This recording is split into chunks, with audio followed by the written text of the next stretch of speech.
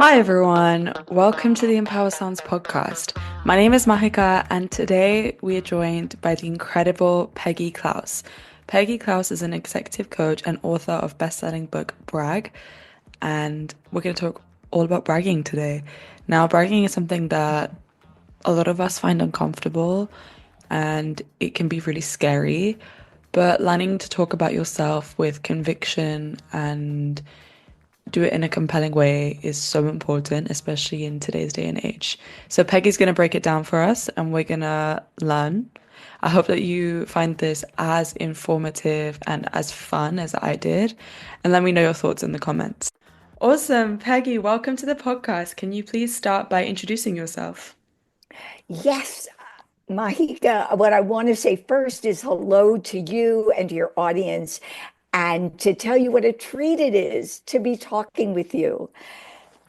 That's first and foremost. So, I'm Peggy Klaus. I'm an executive coach and trainer, now living in beautiful Santa Fe, where the sun is shining and where it's not shining in London, according to you. And my work and my mission over these last 3 decades has been to empower professionals to be both personally and professionally successful and unstoppable. And I do that by using a variety of methodologies and frameworks that I've created over my work lifetime. And it takes people from stuck through to actions that activate their skills and expand and elevate their careers. That's incredible. And before we dive into how you help other people reach success in their careers, let's talk a little bit more about you. So you started your career in performance arts and you trained as an actor and a classical singer at the Royal Academy of Music and the Drama Studio. How did this acting and storytelling experience shape your approach to being a coach and your work later in life? Mm.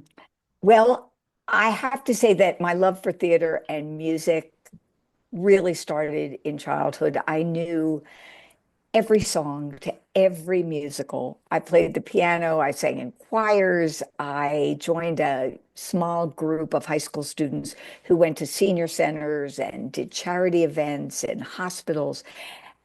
But it really wasn't until I was a freshman in college in Washington, D.C., and I got the opportunity to usher at the Kennedy Center. I was not a great usher, Mahika. I really was not, because as soon as the lights went down, I rushed to whatever empty seat was in the auditorium. And that night, kind of my whole transformation was I sat down on the front row and had the awe-inspiring experience of watching Claire Bloom, the exquisite actress, perform as Nora in Ibsen's A Doll's House. And when the curtain came down, I was sobbing. And I thought to myself, I have completely changed the way I think about women and their roles in the world. And if that can happen in 2.5 hours because of a play, then that's what I want to do.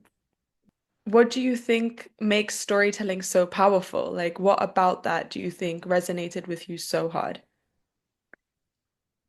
Because it's something that all of us really love. And we love from when we're children. And I have young nieces and nephews who will say to me, Aunt Peggy, oh, tell me a story about my dad when he was little. Tell me about your life. They love stories. And they're captivated by it because it's descriptive, it's im images, it's vocal variation, it's acting it out in posture and eye contact. And if you have any props, that's great too. But I think I always loved stories and I always loved people telling me stories. So theater and then television and then film was about telling stories. And how do you grab people's attention by telling them a really riveting story? That's really powerful.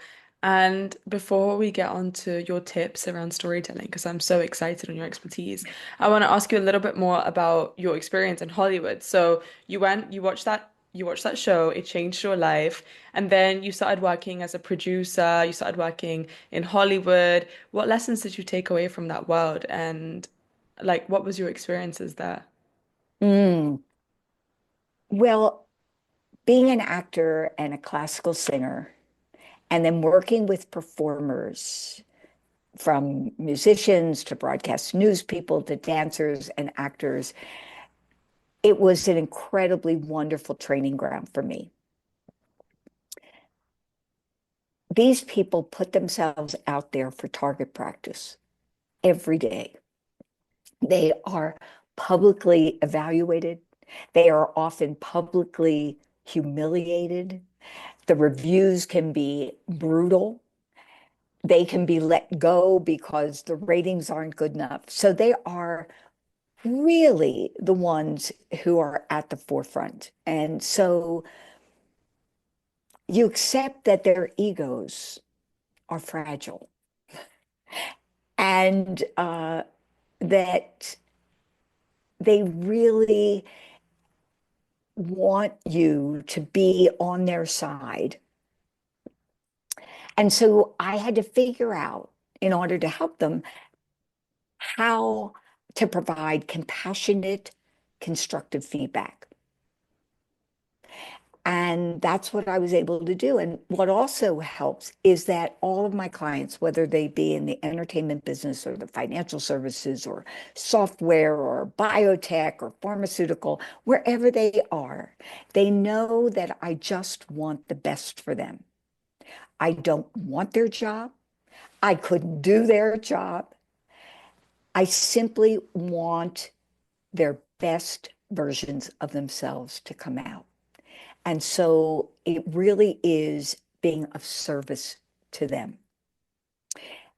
And in terms of crossing over into the corporate world, leaders are out there for pot shots as well. And some of my clients are very highly visible.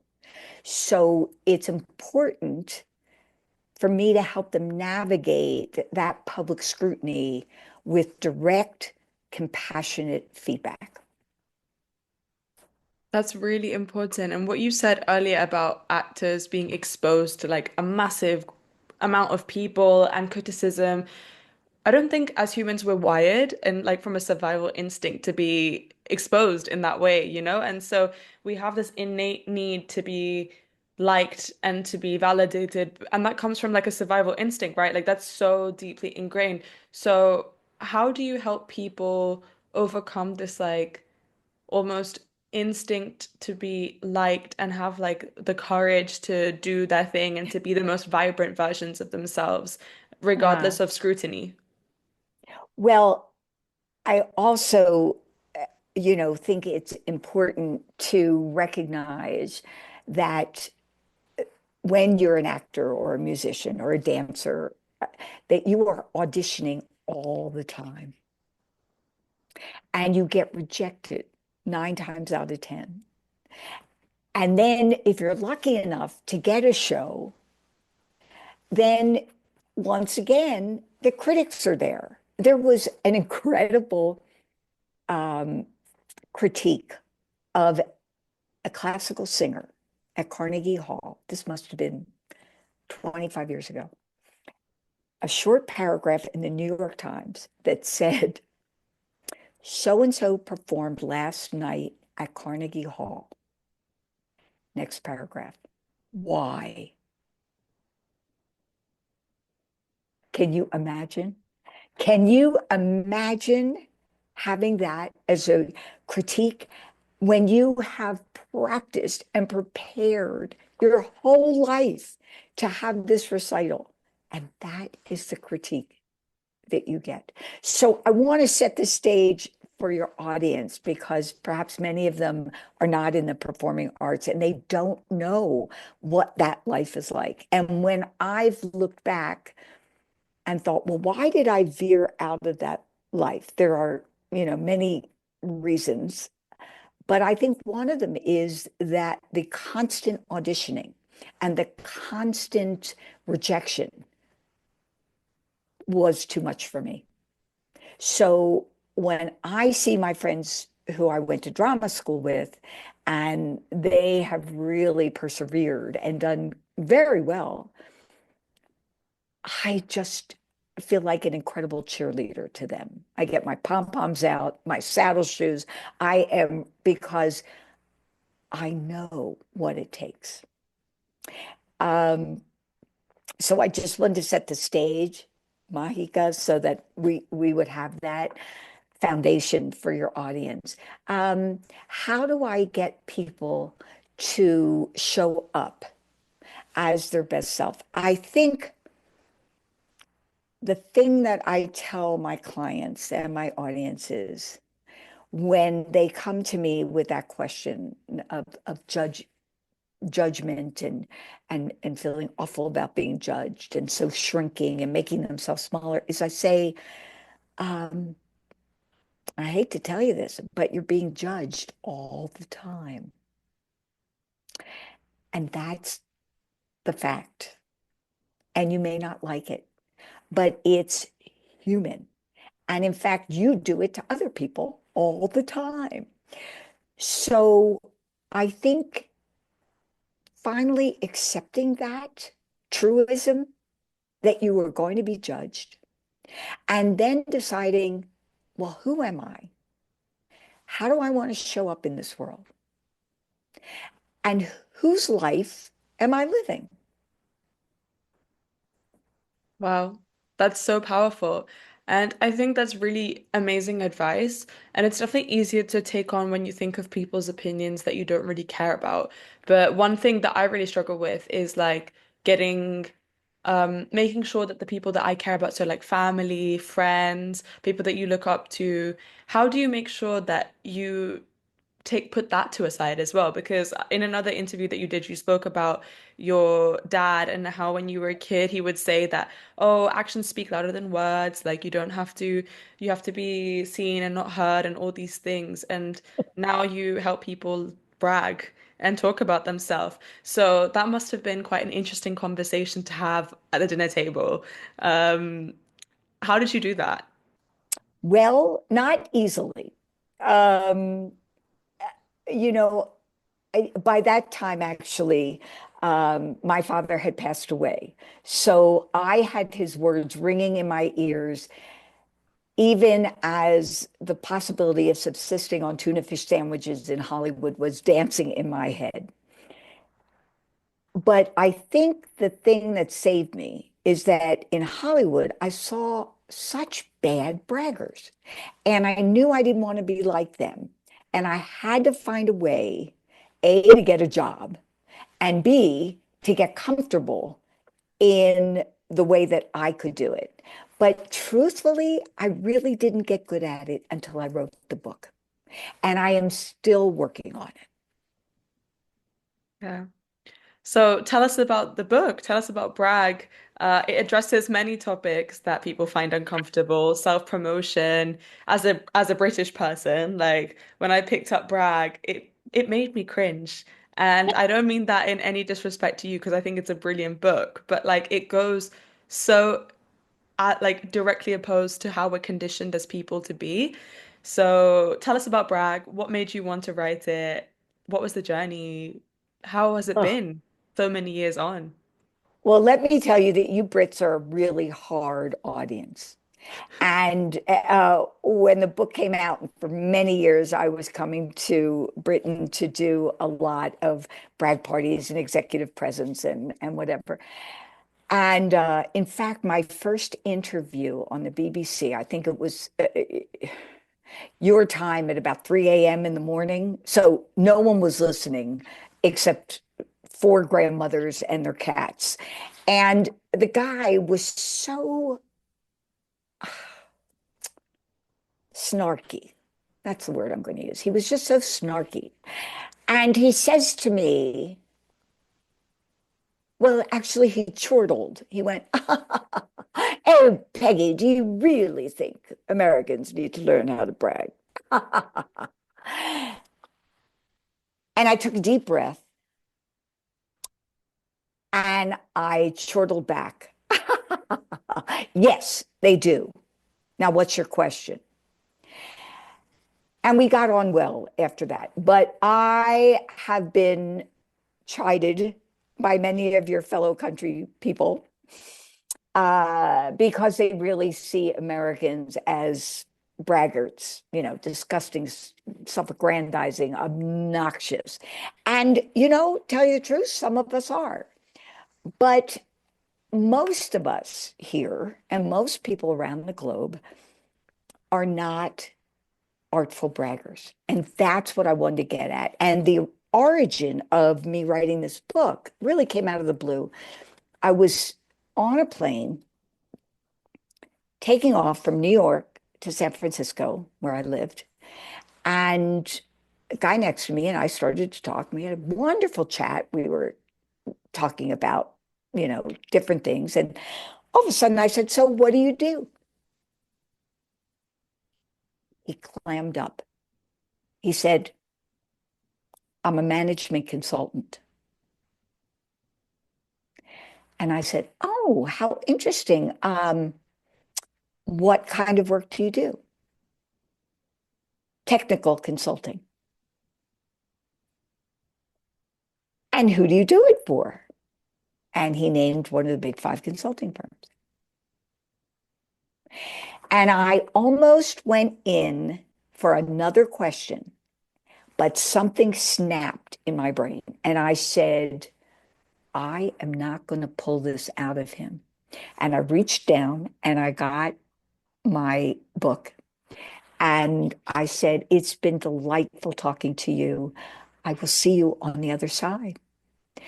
But as I'm sitting there staring at my book, I realize, oh my gosh, this guy feels really uncomfortable about talking to me about his work.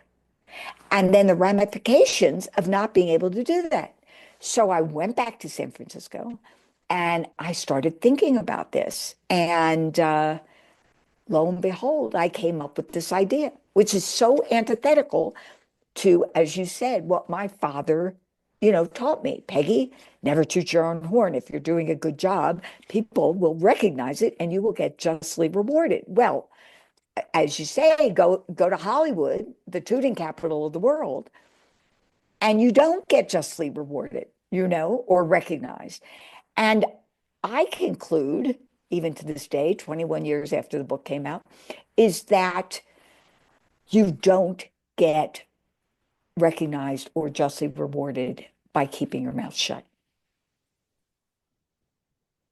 And if someone is on like day one of their bragging journey, they've been told their whole life to be humble, to like work head down, shovel up, just to keep doing the thing, keep stepping, like going up the ladder, everything, and your success will be seen. Like you don't need to be telling every single person. What would you say to them? Like, what is a way that they can, if they're on a dinner party or if they're on the flight, like you gave your story, what's like the starting point that you would say so they could like talk about themselves in a more effective way? Okay.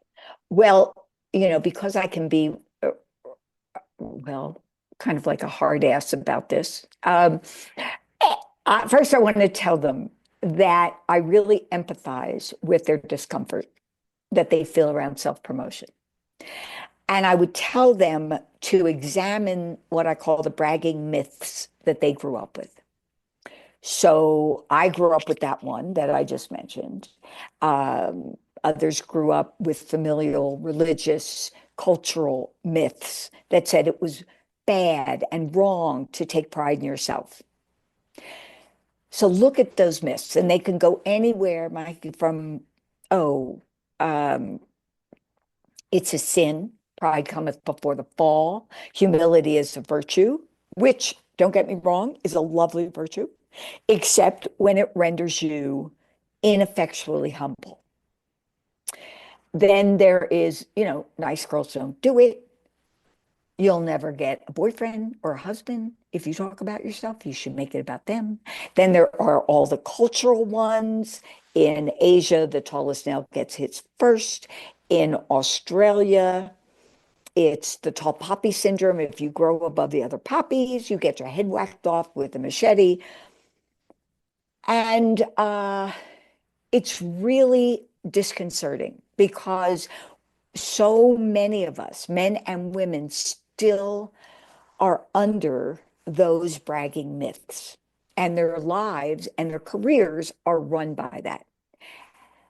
So I would say examine the bragging myths and also examine how you are really tied to those. And what's the payoff for you to keep adhering to those bragging myths? All right. So that would be the first thing I would do. Then I would say my advice would be quite bluntly, get over it. Because the truth is that you will stall or derail your career if you do not learn how to talk about your value. You won't get the promotion, the title, the bonus, the stretch assignment if people don't know the value that you're bringing. And many people say, oh, but Peggy, shouldn't my boss know what I'm doing? And I say, well, that would be really lovely, you know? But have you noticed that today's workplace is on steroids? And that your boss and your boss's boss, they don't have the bandwidth or the time or the energy to know everything that you're doing. So it is up to you. If I would underline a foundational tenet, it would be it is your job to do this. Then one of the excuses I so often hear, Peggy, we are a team here at Company X. Together we rise and fall on the strength of the team. And besides, I don't know if you know this, but there is no I in team. So I take a deep breath and I reply, I understand that teamwork is really important here at X company. I am thrilled that you are such a cohesive, collegial team, that you rise and fall together. And yes, I do realize that there is no I in team, but there is a you in bonus. And do not fool yourself, because when performance reviews comes around, your colleagues are not just bragging about the team, they are bragging about themselves. Yeah. That's really interesting. And I have a few follow-up questions pertaining to that. What's really interesting is, first of all, people have this fear around bragging and coming across as annoying. So, how do you make space to talk about yourself in a way that it's not just you taking up all the oxygen in the room, but you're promoting yourself and then giving other people the space to receive that and to talk about themselves too? Let's go back and look at bad bragging behaviors. So I'm going to ask you, when you run across a bad bragger, what are the behaviors that they're doing? Mm. Usually you ask them a question and then they give you like a completely irrelevant answer. Like they just want to say something and so they will just bring something random into it. So I think that's one of the brag bombs, as to use your terminology, and I'd love for you to talk a little bit more about that. Uh-huh. And another thing is like if you ask them a question and then they like monologue at you for a long time and they just don't stop talking because no one's ever asked them a question before. Those are my top two like pet peeves. Wonderful. Okay, so talking nonstop about yourself, right? Never asking about the other person. You mentioned what I call one of my favorites is the non sequitur. So, Mahika, you will say to me, Peggy, I'm so excited. I just got this brand new studio, and we are going in 58 countries by next week. And I say, that reminds me of a trip I'm just about to take to Italy. And your eyes roll back in your head, and you're thinking, no, it doesn't remind you of your trip. That was just a way to get the attention back to you. Okay, one of the most annoying things in the whole world. It's inappropriate situation. So I had one, well, I've had several. I was at a funeral for a colleague, and someone came up to me and started bragging before the service about the work that they just got. And I looked at them. I said, I'm delighted for you, but this really isn't the time to talk about that. There's condescending, there's one-upping, there's discounting, there is, as you mentioned, the kind of like blurting out of everything. I call it a laundry list. And it starts with I. I've done this, I do this. Oh, did I tell you I just ran the New York City Marathon on Sunday and I cured cancer in the afternoon? It is boring. It is obnoxious. So, first of all, you don't want to succumb to any of those behaviors. And what's funny is that the people who worry most about being a bad bragger will never in a million years be a bad bragger because they're so worried about it.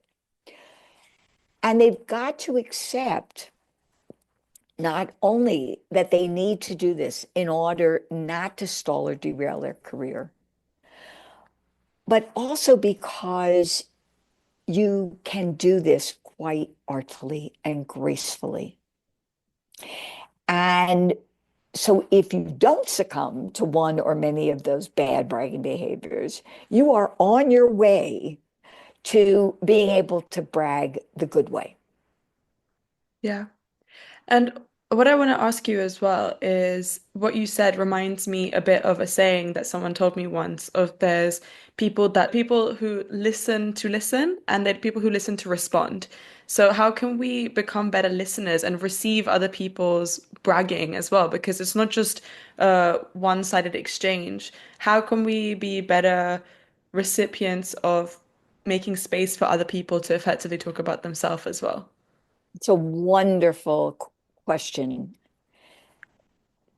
I think that in this very self-centered, narcissistic society that we're living in, I wish people would understand that everyone, from little to, old, whatever they do, wants to be heard and wants to be seen. They want to be valued for their ideas and their opinions. And the greatest thing that we can give one another is being present in that moment and really listening, and also being curious to ask follow-up questions about what they've just said. And that's why when I talk to people about creating bragalogs, is that you want to keep them short and pithy and concise so that you don't overwhelm people, just like you said at the beginning, where you remember Snoopy in the cartoons, his ears blow back, that you want people to be excited and interested and to ask more questions. But if you just dump on them, then it's just too much information and they really stop listening. Yeah. And I want to take it one step further as well, but I feel like, again, maybe this is a cultural thing growing up in the UK, but some people who struggle saying nice things about themselves also struggle giving effective compliments. They might be able to give like quite shallow, like, good job, you look nice today, blah, blah, blah, blah, that kind of thing. But something, how can people use the skills from brag not just to effectively talk about themselves, but to compliment others in a meaningful way as well? Well, let's think about why people don't compliment someone else. What do you think? Um, I guess it comes from a perception of like being too much or being like overbearing. I think it like a politeness thing of wanting to give someone their space and not to be like imposing on them or coming across as clingy or I don't know. That's such an interesting perspective. I never thought about that. I would pin it to jealousy, competitiveness. If I say something nice about them, if I shine the light on them, then it's less for me. So I'm going to do the very least in the complimentary way that I possibly can. I know I have to give them a compliment, so it's going to be very minor. And I think if you find yourself being that kind of person, again, it's the self-reflection. Why are you doing that? Why is it important to withhold any kind of gratitude or appreciation for someone else? And then to really look inward and think about that and change your behavior, you know, to really make an effort to go out of your way. Um, I would even say go over the top. You really did an incredible job today. That was just wonderful. How did you do that? I know it was really hard. To give that kind of feedback to someone is invaluable. Yeah. I think that's really beautiful. And I love everything that you said about reflection. So, if people who are listening, they've reflected on their bad bragging habits, maybe they could be more open about themselves and towards other people. How can they now construct a braggalog? What is a braggalog for the people who are listening? And how can they prepare themselves for these kind of situations? Okay, so a bragalog is a made-up term that combines bragging with a monologue, and thus the term bragalog. And it is when you talk about yourself in a brief, pithy, story-like monologue using a few tidbits of information. And I mean a few, not a laundry list. And these tidbits in my, brag dictionary are called brag bites. And they reflect your work or success that you've had or compliments that you've had from colleagues or clients. And you convey that with energy and excitement and a delight to be telling your audience. So I'm going to repeat that. It's a brief, pithy, story-like monologue comprised of tidbits of information or brag bites about you or your work or compliments from your people that you work with. And it's put together and said with excitement and energy and a delight to be talking about this.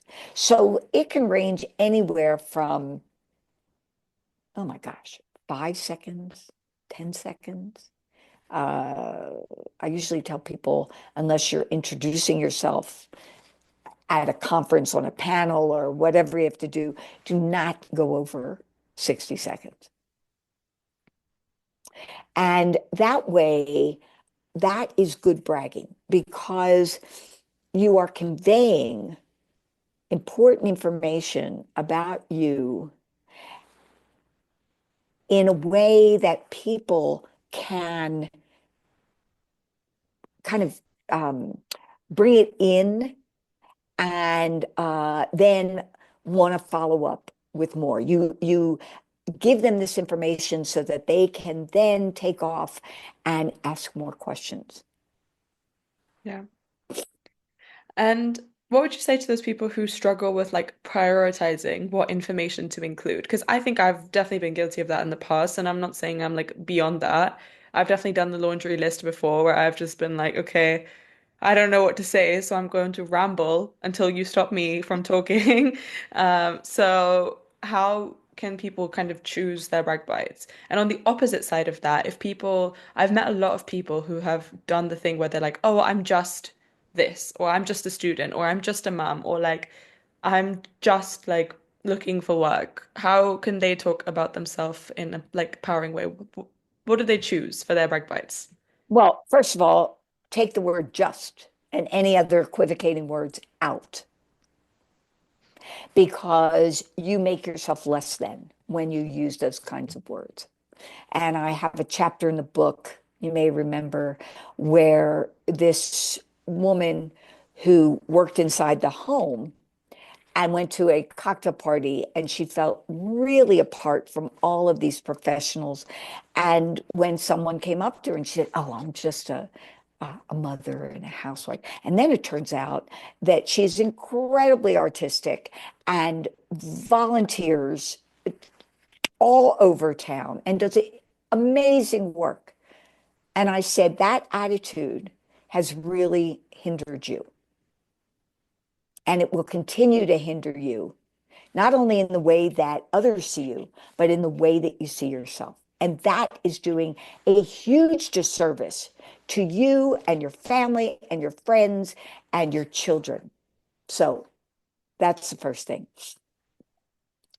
So we have a problem discerning what should be in there. Well, it is like anything. You've got to do a lot of preparation and a lot of practice. So let's see. I think the first thing you want to do is to make sure that your bragalogs fit the situation and your audience. You want to entice your audience to know more about you. So you want to ask yourself a few questions. One is, and I use this with my clients all the time, tune in to the radio station, WIFT FM, which stands for What's in It for Them. In other words, why are they interested? Why are they standing next to you? Why are they sitting having a cocktail with you? What's in it for them? What would they like to know? What must they know? And when you put it on that very heightened level, that's where I would say to start. What must they know about you? Also, if you know information about them and what they do, then tweak it, your bragalog, because there's no one bragalog fits all. You can take different parts of it and use it. So, for example, if I am going, well, it happened this morning. I got a call from a woman at Oxford, and she wants me to do a program for her scientists. And so I talked about my work with scientists and in academia because that's where it's appropriate for her, right? I didn't talk about my work in financial services. That's not really important to her. So I really navigated my monologue slash bragalog to focus on the things that were important to her. And again, so I would start there. I would make sure that it's concise, short, entertaining, so it's in story-like form.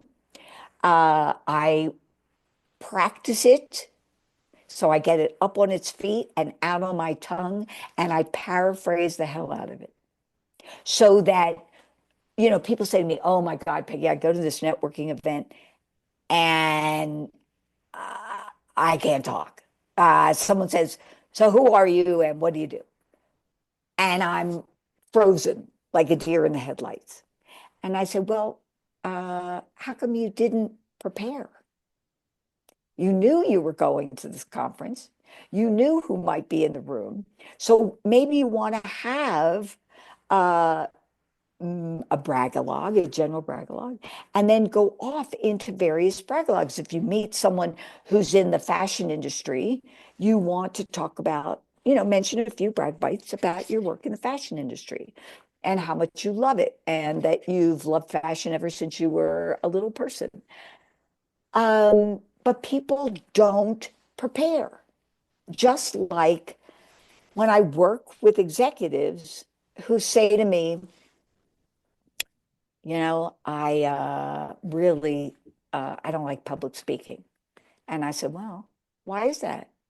Oh, I don't know. I just don't like it, never liked it. I said, well, no, there's a reason. And then we go through a few iterations of them saying, well, I just don't like it. And I say, what's the truth? And at that point, many of them cry and they say, I just don't want people to think I'm stupid. Now, these are C-suite people, politicians, very successful in their field. And so the fear, talk about judgment, if we come back to it, is right there. You scratch the surface and it is right there. So it's really important to understand your personality. What I call the pluses, the things that you do really well, uh, so that we can reinforce them and strengthen them. And then what are the things in your personality that aren't so great? What I call the deltas, so that you can hopefully eliminate them, but at least alleviate them. And then I would do the same thing with communication skills, with leadership skills, and so that you have a real knowledge and, as you said, reflection of who you are. And you've really got to buckle down. You've got to do this seriously. You cannot wing it.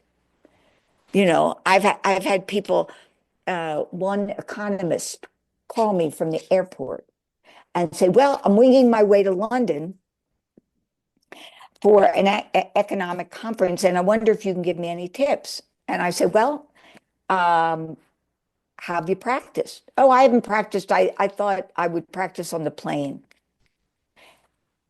And I was being very snarky. And I said, I didn't know they had a rehearsal room on the plane.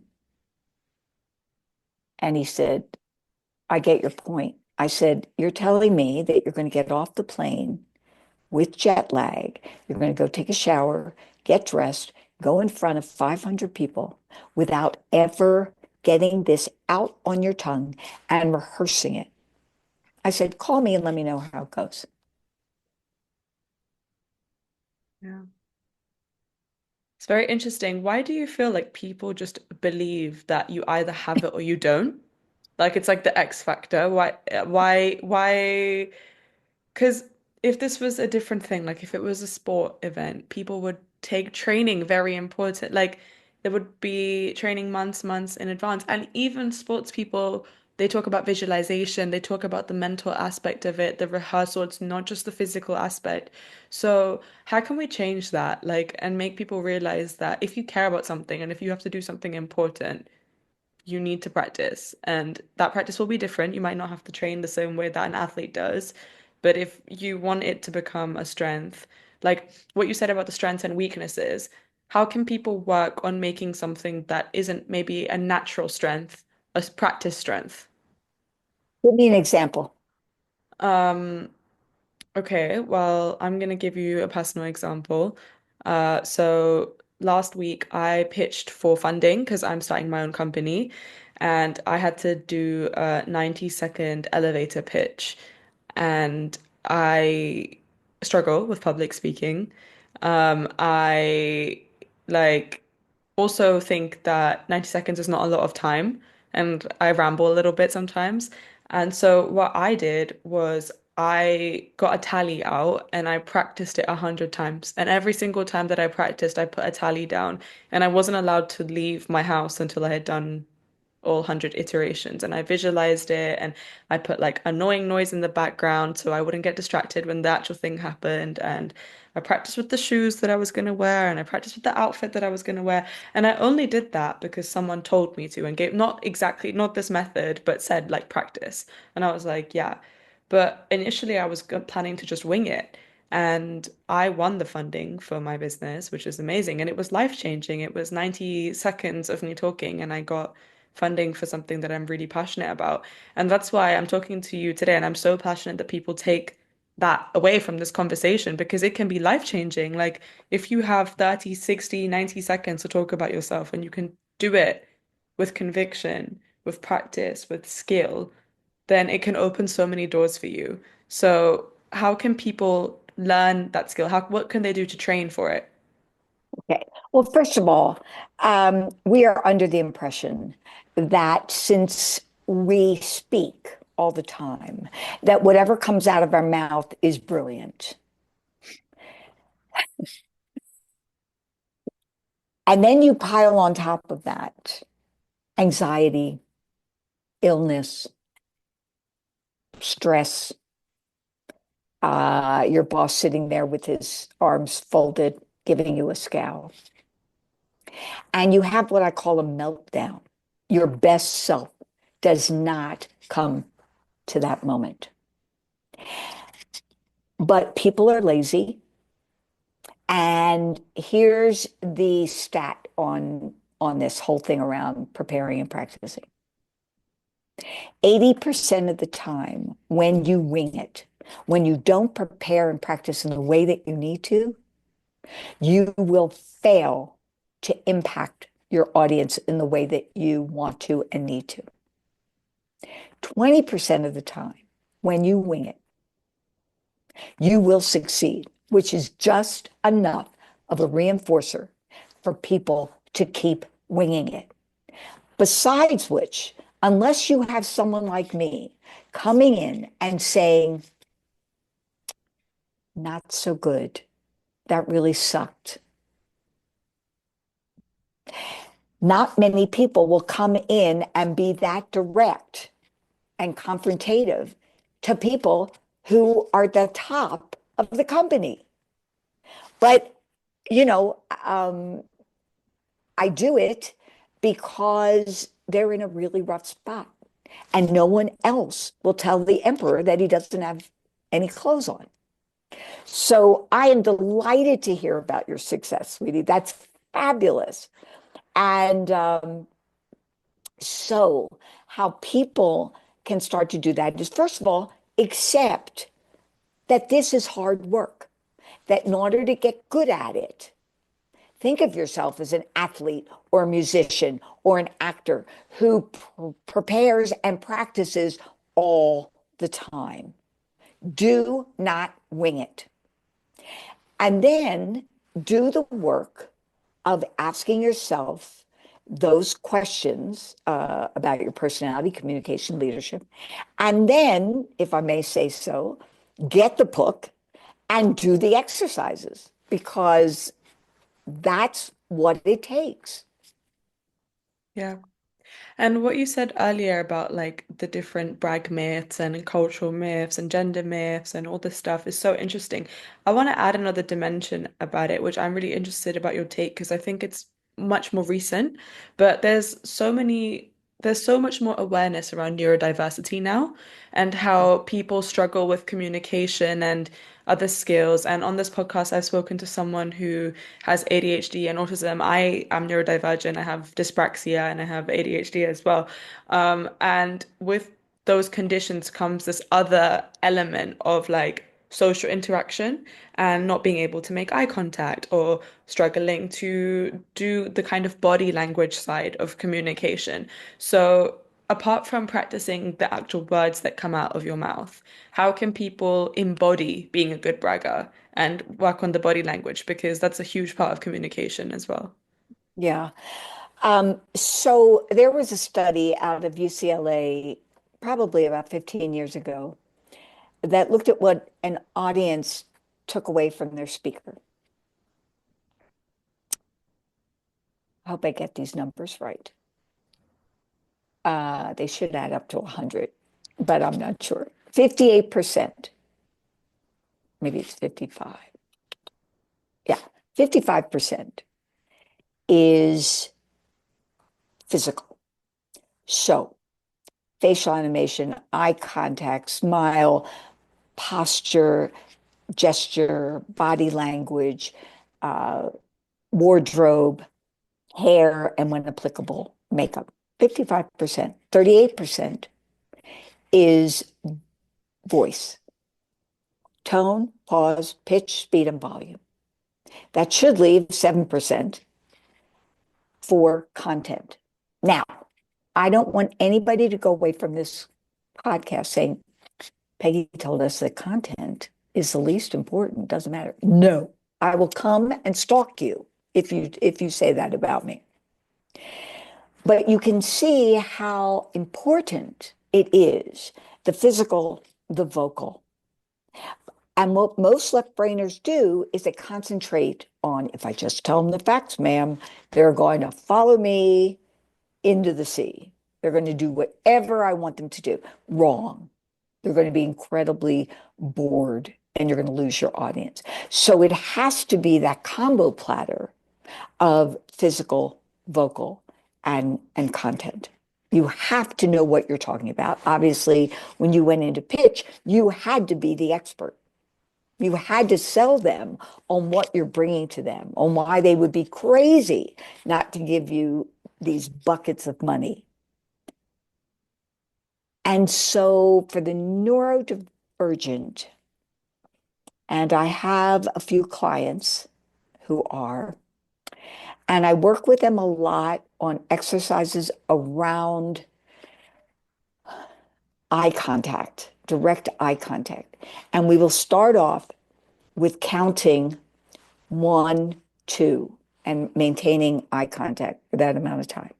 And then we increase the amount of time until they are comfortable with that. And then we do some exercises if they happen to be, like perhaps you were in a conference room and there are different people. So how do you go from one person to the next? So that's one exercise I give. Uh, Posture, certainly telling people about, I call it puppet. Think of yourself as a puppet with a string coming out the top of your head and going right through your body and down through the floor. And, everyone is so different. So they may have a lot of hand gestures that could be very distracting. So we figure out what's comfortable for that person at that time. So those are some tricks for you. That's amazing. Thank you. I think that's going to really help people. And that like breakdown as well is like really key because you see that it's it's not just it's a formula of different aspects and you have to work on everything to be an effective communicator and that takes practice. So we've spoken about bragging. Let's talk about confidence now because you've recently launched Unstoppable, and that's focused on confidence building and that builds on bragging in a slightly more holistic way. So what inspired you for this program? What impact you hope it will have? And yeah, tell us about it. Oh, thank you for asking. It's very exciting because it will launch. In fact, I'm sending something out just in the next week inspired and in collaboration with International Women's Month in March. So about 2 years ago, I took a random survey of about 20 women friends, clients, and family members, and I asked them, what characteristic do you wish you had more of as you were growing up? Or wish you had more of now? The women were between 20 and 100. The 100 was my voice coach, who is now 102. And every woman gave the exact same answer: confidence. I was distraught because after being at the forefront of women in leadership with so many of my colleagues, that we hadn't come further, that this was still the most salient issue that women face. And I thought, I've got to do something about this. And I waffled a bit because many of my friends are retiring or have retired. And I said this to an old client of mine who's a dear friend, and she said, Peg, go big or go home. And I decided to go big. And so I piloted a 10-week program on unstoppable confidence that deals with the strengths, the light that you bring into the world, and the shadows that prevent you from your full potential and your full power. And we just went through the whole course of confidencing any situation, making a confidence map. How do you stay persistent and resilient? And it was quite successful. So I am launching this now into the bigger world. That's so exciting. And so people have a bit of a trailer of the kind of content that they could access and learn from. What are the top three takeaways? I know it's really hard to summarize like that much content, but if you were to give like a soundbite or a trailer, what are the key takeaways that someone could take away from your course on Mm. confidence? Well, they're going to break the barriers, both personal and gender barriers that keep us from hiding, of not stepping into that light.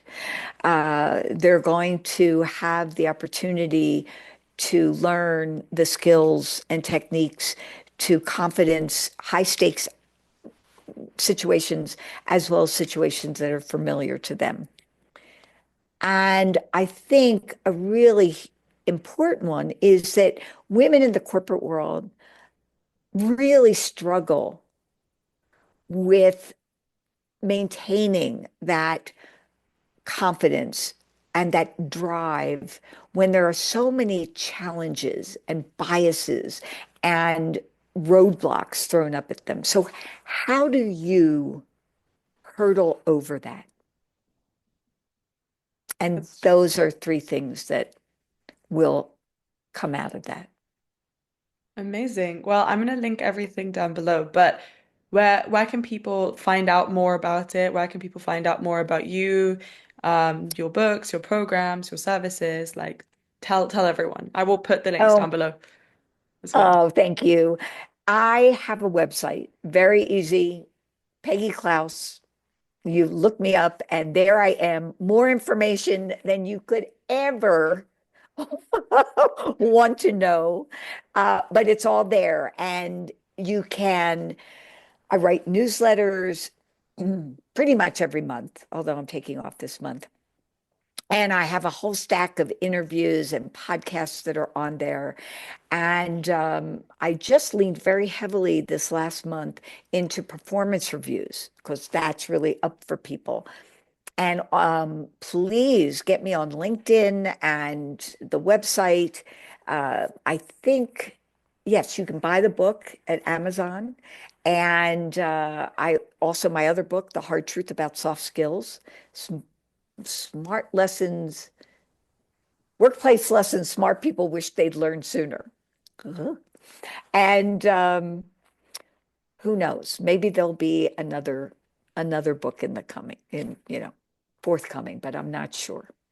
That's super exciting. And while we're thinking about future and all these things, I always like to end on the theme of gratitude, and you've got lots of cool things coming up. So, what are you most grateful for? And follow-up question, what are you most excited for as well? Mm, okay. I'm most grateful for being alive at this stage in my life, to have good health and wonderful friends and family and work that I'm absolutely passionate about and that I'm still able to do. And the beauty that surrounds me here in the Southwest um, is really my, it sounds so corny, but my cup runneth over. And of course, Mahika, to you in this moment for this very special time together. Thank you. And and what I'm most excited about is getting out there, again, doing a lot of traveling, global traveling, and taking unstoppable confidence to women all over the world. I cannot wait. We can't wait as well, Peggy. We're all very excited for you and for all the amazing work that you're doing. So, thank you so much for your time. You truly are an incredible and inspiring person. Oh, thank you so much. This has been such a treat. Thank you for listening to this episode of the podcast. I really hope that you enjoyed. Let me know your thoughts in the podcast Instagram at Empower Sounds or in the comments. And I'll be back next week for the last episode of our season.